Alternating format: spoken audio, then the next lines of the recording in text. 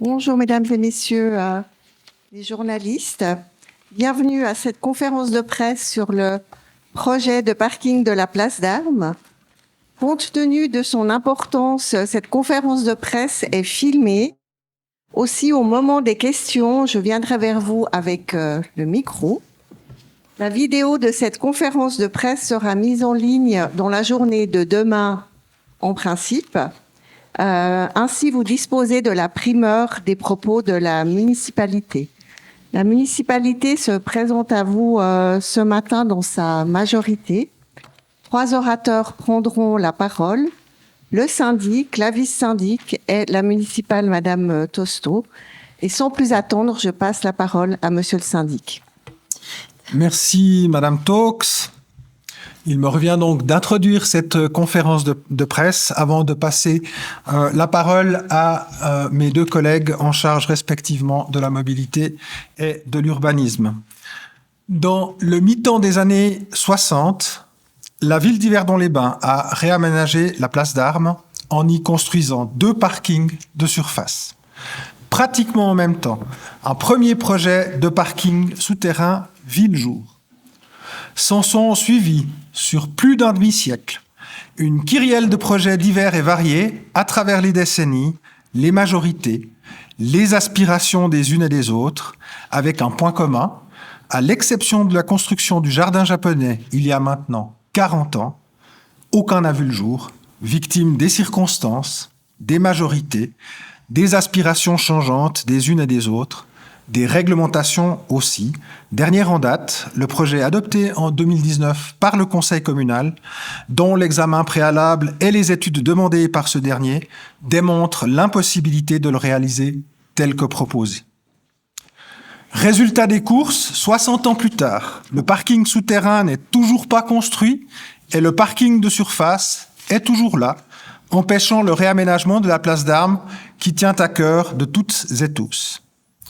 Aujourd'hui, dans ce contexte, la municipalité est devant vous afin de vous confirmer qu'elle prend ses responsabilités et qu'elle s'engage aujourd'hui pour un projet novateur, raisonnable, réalisable et qui répond aux exigences de notre temps et du futur de notre ville.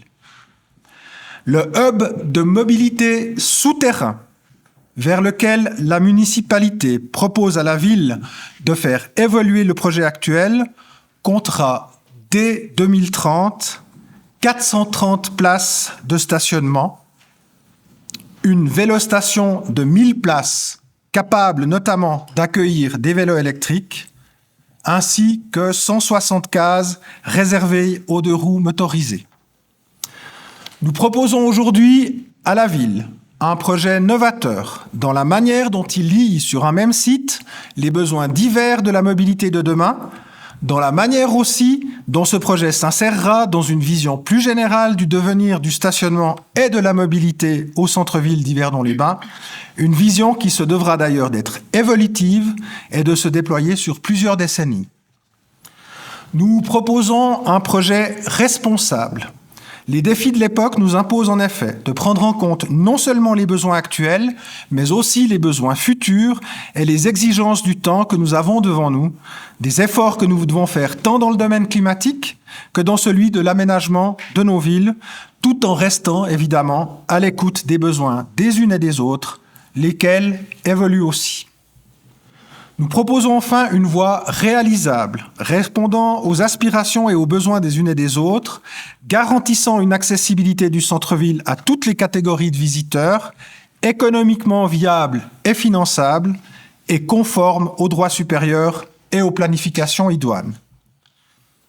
Avant de laisser la parole à mes 2 collègues en charge respectivement de la mobilité et de l'urbanisme, je voudrais affirmer ici que la municipalité croit fermement à ce projet. Il s'inscrit certes dans la trop longue histoire des péripéties de l'aménagement de cette place emblématique au cœur des Yverdonnoises et des Yverdonnois, mais il nous semble que nous avons désormais une chance probablement unique de voir enfin se réaliser un projet proportionné et réaliste permettant enfin d'enfouir les places de parc d'inscrire cette infrastructure dans un concept global de mobilité et d'accessibilité au centre-ville et de permettre un réaménagement complet de la surface. Alors certes, ce projet peut sembler s'écarter quelque peu de ce qui a été discuté par le passé dans notre ville, mais à ce titre, il faut relever qu'une comparaison sur ce sujet avec des villes de même ampleur et de même rôle que la nôtre, je pense notamment à Nyon ou à Vevey, montre que ce projet de hub de mobilité est parfaitement proportionné. C'est dans cet état d'esprit que la municipalité s'engage désormais dans les discussions, consultations et procédures qu'il nous faut désormais initier afin de le mener à bien dans les années qui s'ouvrent devant nous. Je vous remercie de votre attention pour cette introduction et je vous repasse la parole, Madame Tous. Alors, à mon tour de passer la parole à Madame Brenda Tosto, municipale ad intérim de la mobilité, mais aussi du service travaux et environnement. Vous avez la parole. Et ad intérim des bâtiments, voilà, c'est ce que je voulais dire. Évidemment, je ne les ai pas mis dans le bon ordre. Madame la municipale, vous avez la parole. Merci, bonjour à toutes et tous. Donc, je suis ici pour vous expliquer finalement comment on est arrivé à ce chiffre de 430 et comment ce projet va s'inscrire dans notre stratégie de mobilité ou politique de mobilité que nous souhaitons mettre en place. La municipalité a décidé qu'elle devait se baser sur des études techniques et globales pour identifier le besoin en stationnement du centre-ville afin de sortir de l'émotionnel de ce dossier, puisqu'effectivement, il est émotionnel. Il est à la fois très attendu par la population, mais il est aussi source de peur quant aux nuisances qu'il peut générer, et nous devons le prendre en compte. La municipalité est tenue de présenter un dossier complet, techniquement solide, à son conseil communal, à la population, afin qu'il puisse être conforme aux procédures d'autorisation qui sont exigées par les instances supérieures. Cette consolidation du dossier, effectuée par les services communaux, mais aussi accompagnée par un bureau d'ingénieurs externe, permet de réduire les risques d'opposition ou de recours de plusieurs groupes d'intérêt. Voilà, passé cet élément formel, maintenant on va rentrer un petit peu plus dans l'historique. Conformément à la dernière communication officielle de la ville, qui est datée de 4 juillet 2022, la municipalité faisait déjà mention des éléments du dossier d'examen préalable qui étaient jugés non conformes. Le dossier d'examen préalable a été reçu en juin 2021 et les services ont pu l'analyser. Il se présentait des éléments suivants. Les besoins de Front-Gare n'ayant pas fait l'objet d'une demande officielle d'examen ou intégrés dans la planification urbaine, les besoins en stationnement de Front-Gare pour ce projet ne sont pas justifiés. Le besoin en stationnement doit être calculé également selon les normes VSS en vigueur, mais aussi tenir compte de la localisation du projet, donc à proximité de la gare, des objectifs du projet d'agglomération de 4e génération, qui est une planification supérieure. Finalement, les projections qui concernent les charges de trafic, mais liées notamment à la taille du parking et le traitement du bruit routier, ont reçu un préavis défavorable. Le verdict est clair, le dossier approuvé par le conseil communal le 7 mars 2019 doit être revu. La municipalité a donc chargé ses services d'adapter le dossier pour lui donner toutes les chances d'être réalisé. Les 1000 places en souterrain auraient par conséquence conduit le dossier à son échec au vu des risques d'opposition ou de recours. Et nous en avons pris conscience. Sur la base des remarques de l'examen préalable, avec l'aide de ses services et d'un bureau externe, la municipalité vous présente à ce jour une mouture qui respecte non seulement les normes en matière de dimensionnement du stationnement, mais également qui intègre les objectifs climatiques en termes de réduction du CO2 définis par le programme d'agglomération que la municipalité a validé en 2021, ainsi que par le plan climat cantonal. En 6 mois, les services et le bureau ont travaillé avec une grande rigueur afin de prendre en compte les vingtaines de thématiques traitées dans le cadre du préavis cantonal et de monter un dossier présentant les meilleures options afin d'obtenir un permis de construire, tout simplement. Finalement, quelques chiffres. L'offre actuelle en stationnement au centre-ville est de 1040 places de parc sur domaine public. Sont considérés parking Migros, le parking La Coop, ni le P+Rail des CFF. Dans le projet initial, 1000 places de parc étaient en souterrain et on prévoyait une suppression d'environ 800 places de parc. 200 places étaient intégrées au parking souterrain pour Frongard, tandis que 245 places de parc restaient en surface. Donc il y avait un total à disposition de 1240 places de parc qui restaient accessibles dans le périmètre du centre-ville. Pardon, je n'utilise pas mon micro, je ne fais pas les choses très justes. Dans cette version... Mais il marche ce micro ou... Ah oui, pardon. Dans cette version initiale donc de 2019, aucune mise en conformité des normes en matière de stationnement, ni d'objectif de maîtrise du TIM, alors que le concept TIM d'Aglo-Y est validé en 2015 et qu'il définit un objectif de maîtrise du TIM, ni d'objectif climatique n'avait été appliqué. Ce qui a été reproché dans les différents retours du canton. D'autant qu'à partir du moment où l'on crée un nouvel ouvrage, où on fait un nouveau projet, finalement, les normes en vigueur s'appliquent, tout simplement. Et sur la base de cette étude, menée en 2021 et 2022 par les services, en collaboration avec le canton, la municipalité prend acte que l'offre actuelle est de 1040 places, mais que le besoin est entre 730 places de parc et 430 places de parc. 730 fourchettes hautes, 430 fourchettes basses, conformément aux normes VSS. Faisant suite à ce constat, la municipalité décide de s'orienter vers le scénario qui intègre un paramètre supplémentaire fondamental, celui du report modal défini dans le PA4 qu'elle a validé en 2021, qui a pour objectif de réduire de 50% la distance parcourue pour le TIM, transport individuel motorisé, d'ici à 2040. Au vu de ces éléments, la municipalité considère et reconnaît ainsi les éléments suivants. L'indépendance des dossiers, des besoins du centre-ville et des besoins de Frongard. Une analyse des besoins en fonction des affectations du centre-ville. Une prise en compte de la fourchette haute à l'horizon 2030-2035 afin d'accompagner ce report modal. La prise en compte de la fourchette basse de la norme à l'horizon 2040 et 2050 afin de répondre aux objectifs climatiques. L'intégration des enjeux en termes de végétalisation afin de lutter contre les îlots de chaleur. Le maintien en surface des places de livraison et des personnes à mobilité réduite.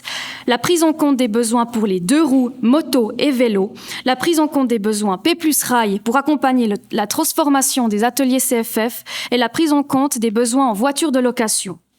Avec la création de 430 places de parc en souterrain, 2 horizons ont donc été définis à la mise en service. À la mise en service, 310 places de parc devront être supprimées en regard des normes VSS pour le dimensionnement du stationnement.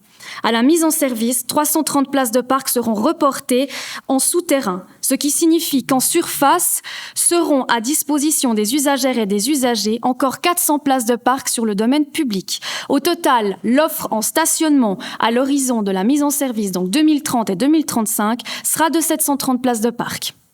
À l'horizon 2040-2050, les 400 places de parc restantes laisseront leur place, libéreront le domaine public pour des espaces verts, des parcs publics, des aménagements paysagers, des zones piétonnes et commerçantes. Le centre-ville se dotera alors de ces 430 places de parc dans le parking souterrain. Le projet tel qu'il est présenté est, comme l'a dit Monsieur le syndic, un hub de mobilité qui intègre différents usagers. On prend en gros le minimum des normes VSS et le maximum fixé par les objectifs climatiques et on tombe sur ces 430, si vous les résumez. Donc finalement, on a un hub de mobilité pour les habitants, les résidents, les habitants, les visiteurs et les travailleurs du centre-ville, pour les pendulaires en lien avec le parking, le P+ rail des CFF et pour les usagers et usagères des voitures de location.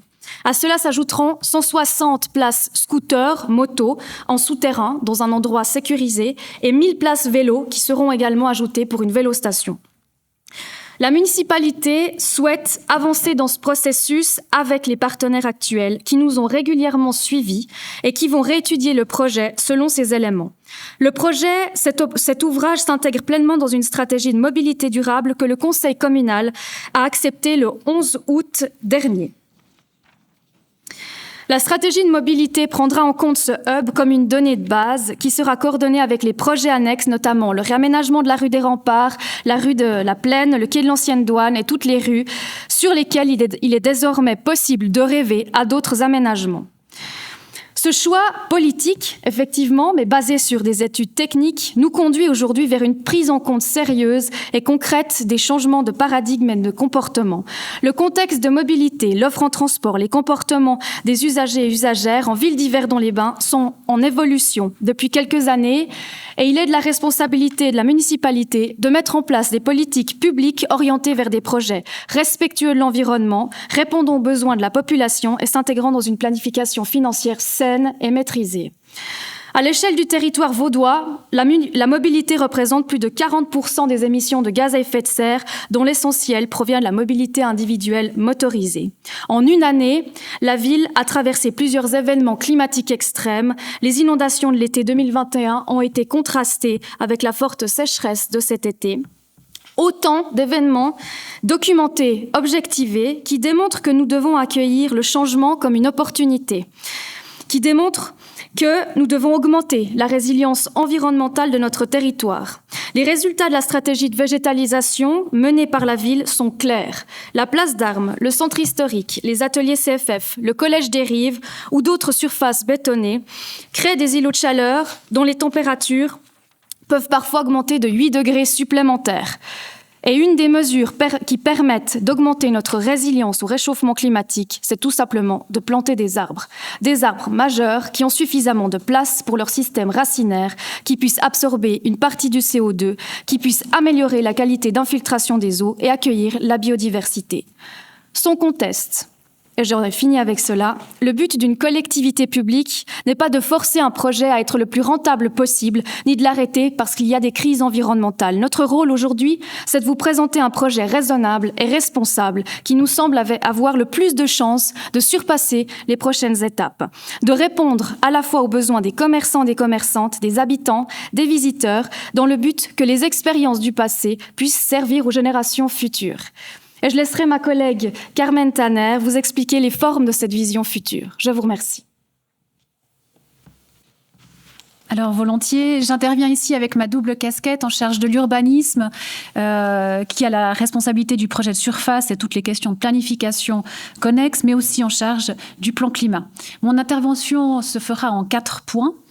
Alors, le premier, c'est qu'on parle souvent du parking. Ce projet est bien plus qu'un parking. C'est un parc où les piétons seront rois et reines. Pour rappel, c'est d'abord le projet du dessus qui a été fait avant celui du dessous. En 2013, nous avons lancé la consultation auprès de la population, a suivi le mandat d'études parallèle avec le projet lauréat en 2014, puis suit l'appel d'offres du partenariat public-privé pour le parking souterrain avec la signature en 2018 de cette convention. L'objectif initial était et reste de libérer l'actuelle place d'Armes du stationnement d'environ 450 véhicules qui occupent tout l'espace en surface avec des effets négatifs comme la mauvaise image, des sols imperméables, des voitures prioritaires avant les piétons, etc. L'autre objectif de ce parc est de redonner la priorité aux piétons au centre-ville. Le réaménagement est la pièce maîtresse de cette ambition, permettre de relier la ville historique à la gare par un espace de référence à priorité piétonne à partir duquel différents axes pourront se prolonger. Ce changement majeur de la pratique du centre-ville permet de renforcer le transfert modal de la voiture vers les mobilités douces et de renforcer l'attractivité de la ville en lui donnant un centre complètement différent de celui d'aujourd'hui. La plupart des villes suisses romandes ont suivi ce même chemin de donner la première place aux piétons dans leur centre et de manière incrémentale. Leur attractivité économique s'en est considérablement renforcée. Le deuxième point, c'est que le projet de surface va être revu. Le projet de surface qui fait consensus parmi la population et qui offrira aux voyageurs sortant de la gare CFF un bel espace, magnifique, va donc s'adapter, mais il ne sera pas modifié de fond en comble. Ainsi, la volumétrie du hub de mobilité aura une plus faible emprise que le projet initial. En gros, il sera moins gros. Tout l'avantage de cette réduction est de continuer à travailler sur 2 étages pour diminuer l'impact, l'emprise, l'étalement de cette construction. Et le grand plus, ça a été dit, c'est que nous allons végétaliser plus tout en gardant le principe d'un grand parc urbain. Un grand parc urbain qui pourra continuer d'accueillir des événements, être un lieu de rencontre, de détente, avec un grand bassin au sud le long des remparts, l'apaisement du trafic de la rue des Remparts, une place de jeu emblématique et de différents types d'aménagements paysagers. Pour être clair, il y aura plus d'arbres, tout en gardant la perspective entre le collège de la Place d'Armes et le théâtre Benoît-Besson, qui est recensé par l'ISOS comme devant être maintenu. Le troisième point, ça a été dit, c'est le besoin de stationnement des plans d'affectation, anciennement des plans de quartier du centre. Dans le préavis négatif cantonal de juin 2021 et les rencontres de travail avec la DGMR, avec le canton, l'inclusion des besoins de front-gare dans le projet de parking a été fortement critiquée. Pour la DGMR, les projets privés doivent subvenir en eux-mêmes à leurs propres besoins de stationnement. Ou alors les procédures devraient être liées et liantes, ce qui n'est pas le cas avec ces deux projets. Le retour d'examen préalable indique que le permis d'exploiter des places de stationnement prévues pour les projets d'affectation front-gare, soit 170 dans le parking, doit être conditionné à la réalisation de ces plans d'affectation. Or, l'horizon de réalisation est difficile à estimer, en particulier pour ce qu'on appelle nous les secteurs 2 et 3, mais c'est le centre de front-gare, soit là où il y a les CFF et la Poste Immobilier.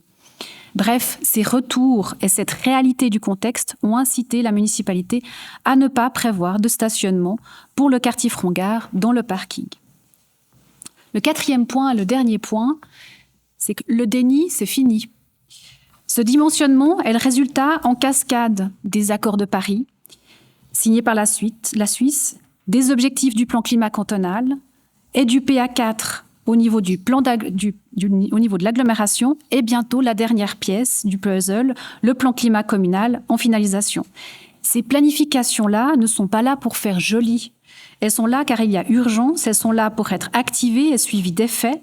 Elles sont contraignantes, elles nous obligent à revoir les projets initiaux du parking qui n'est plus en adéquation avec ces planifications supérieures, mais aussi en fonction des évolutions sociétales rapides ces dernières années sur les questions de mobilité et la place de la voiture dans les centres-villes. Nous sommes responsables et conséquents par rapport à tous ces engagements, par rapport à toutes ces données. Ainsi, comme partout ailleurs en Suisse, cela impliquera un grand changement d'habitude. Nous allons devoir toutes et tous changer. Il est intéressant de relever ici qu'aujourd'hui, sur la question des transports et des achats, on observe en Suisse que 40% des emplettes se font avec la voiture. Or, pour 75% des ménages, la distance jusqu'au magasin est pourtant de moins de 5 km. La marge de progression est énorme. Et nous allons accompagner ce changement, comme partout en Suisse, comme partout dans d'autres villes. Car cela ne se fait pas en un claquement de doigts.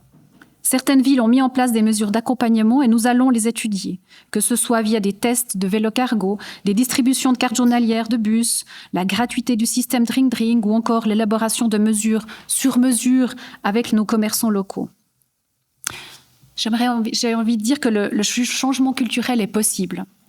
Un exemple, nous avons changé nos comportements face à la nicotine en très peu de temps, en une dizaine d'années. Cas similaire avec l'amiante. Mais pour revenir à la cigarette, avant, vous vous souvenez, on fumait dans les trains. On fumait même dans mon gymnase à l'époque. Maintenant, cela ne nous viendrait plus à l'idée et ce changement fait pleinement partie de notre quotidien, a été fait de manière très rapide.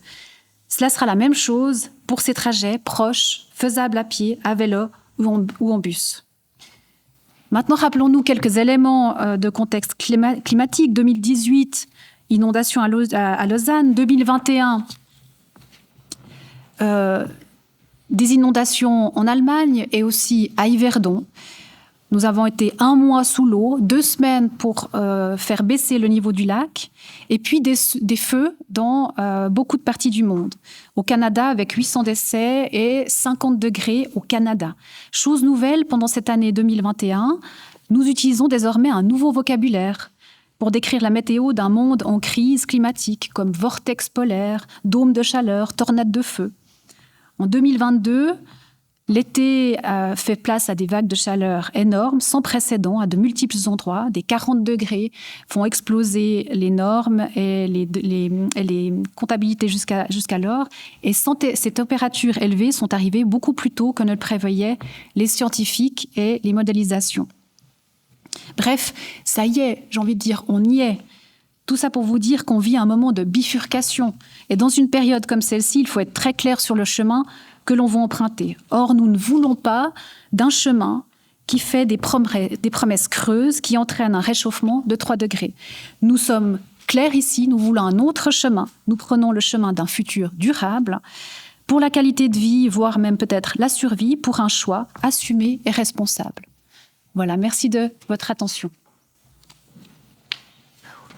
Merci, Madame la vice-syndic. Alors, vous allez pouvoir poser vos questions. À qui puis-je tendre le micro?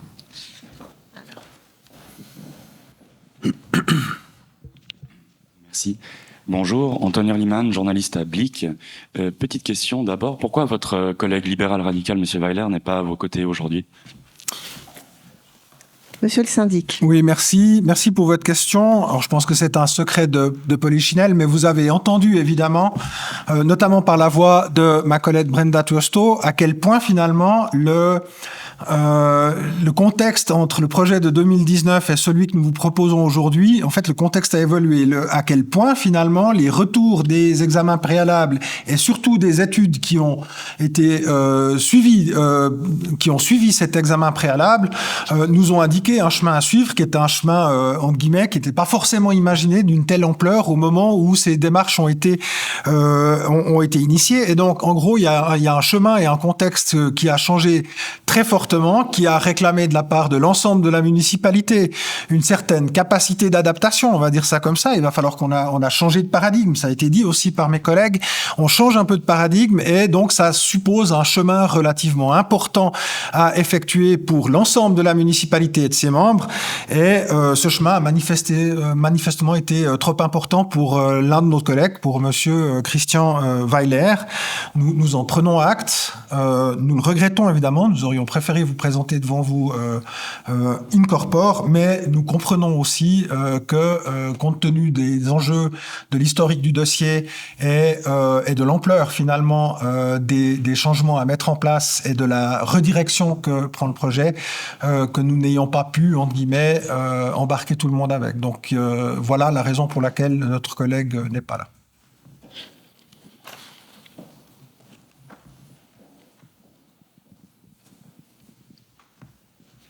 Fabien Lapierre, 24 heures. Il n'a pas été fait mention de l'accord, ce partenariat public-privé passé avec le groupe Marty-Amag en 2017 pour 1000 places, 55 millions de francs à peu près de réalisation, 70 ans de concession.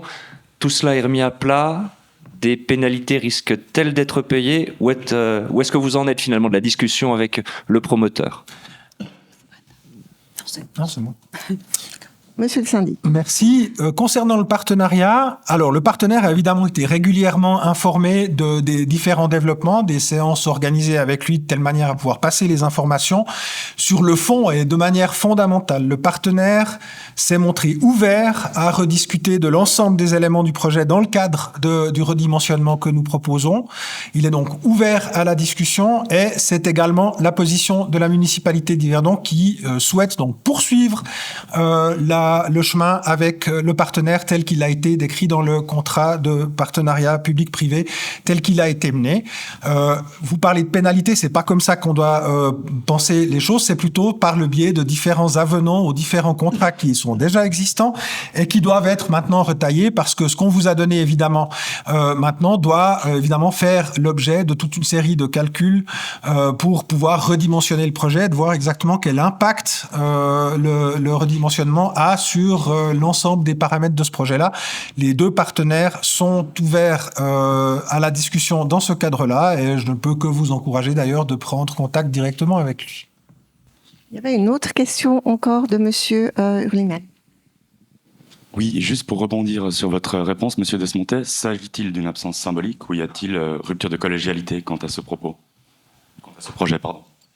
Il y a rupture de collégialité. Je crois d'ailleurs que notre collègue organise une conférence de presse dans moins d'une heure pour la communiquer.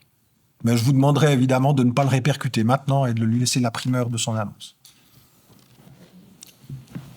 Alors, d'autres questions?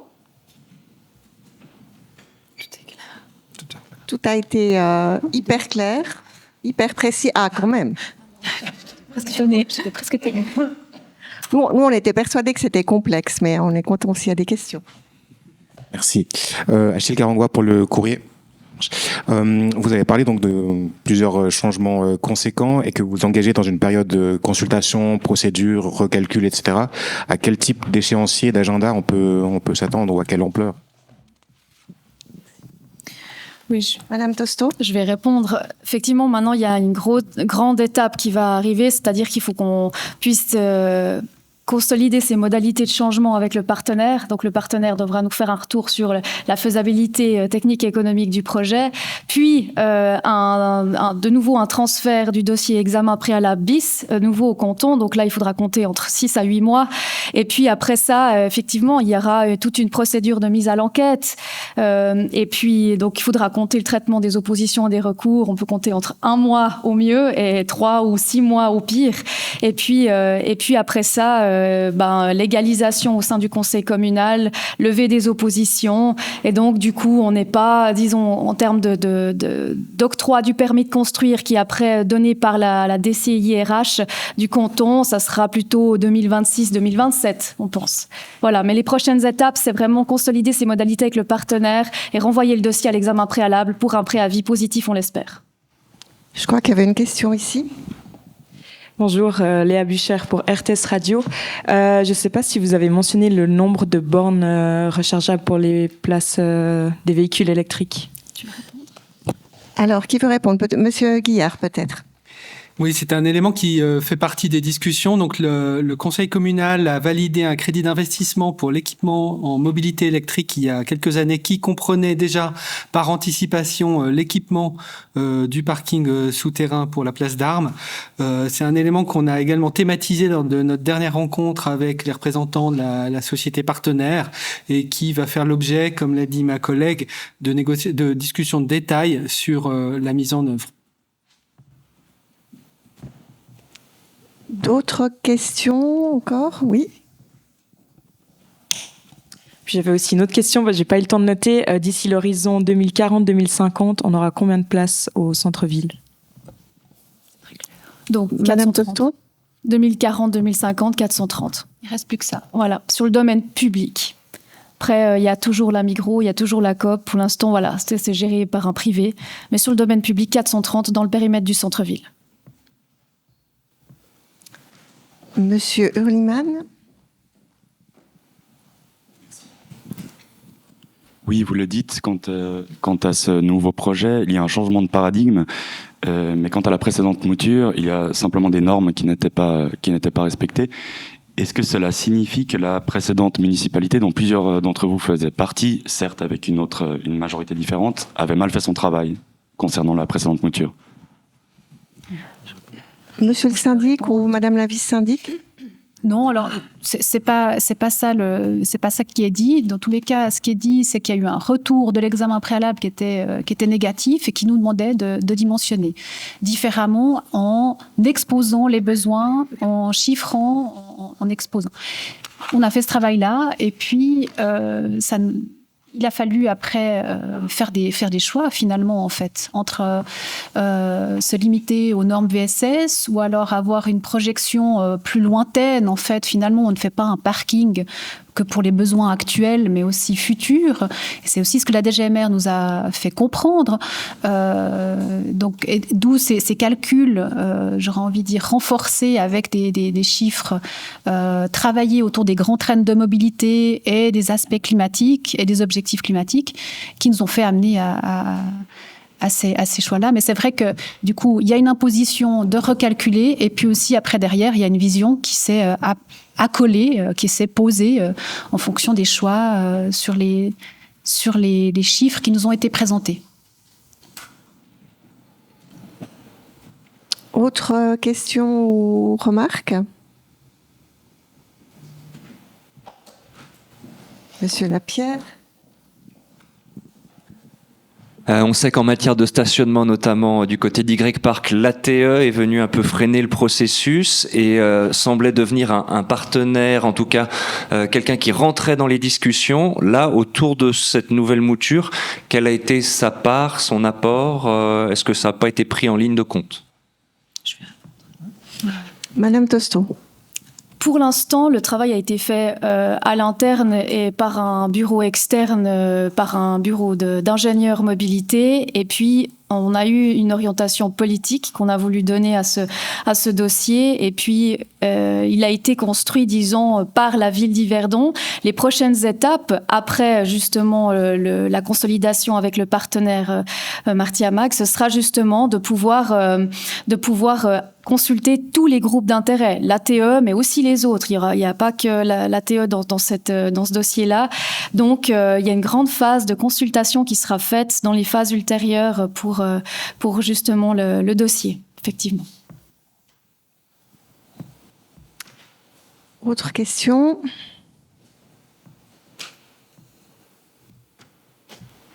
Alors, si c'est... Ah, bah quand même. Juste pour revenir sur l'historique politique aussi de ce dossier, il y avait un deal qui avait été passé en 2019, entre guillemets, crèche contre place de parking au centre-ville. Ça veut dire que ce deal-là, aujourd'hui, il est caduc. Bon, maintenant, c'est une majorité de gauche qui est au pouvoir, et puis on sait que ça vous tient à cœur les places de crèche, mais il y a quand même un accord qui avait été scellé, un accord politique à l'époque. L'accord politique qui avait été scellé effectivement à l'époque concernait évidemment la législature qui était en cours à ce moment-là.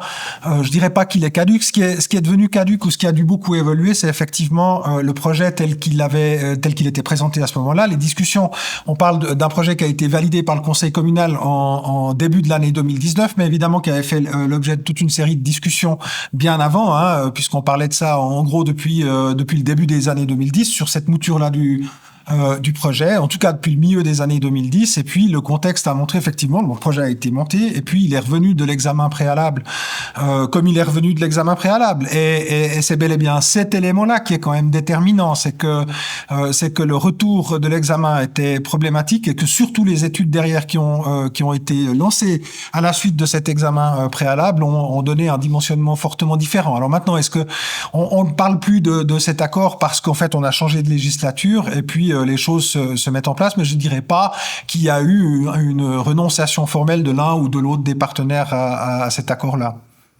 Il est simplement, je dirais, caduc ou lettre morte de par l'évolution de l'ensemble du périmètre. À qui puis-je passer le micro ?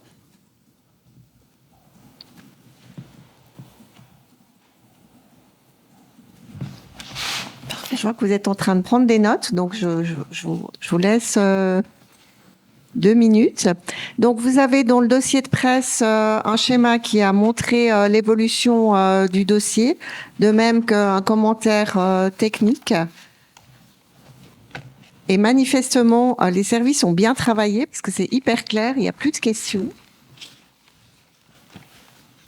Donc voilà, je vous remercie de votre attention, et évidemment que la municipalité reste à disposition, notamment des médias audiovisuels, si vous voulez faire quelques interviews en particulier.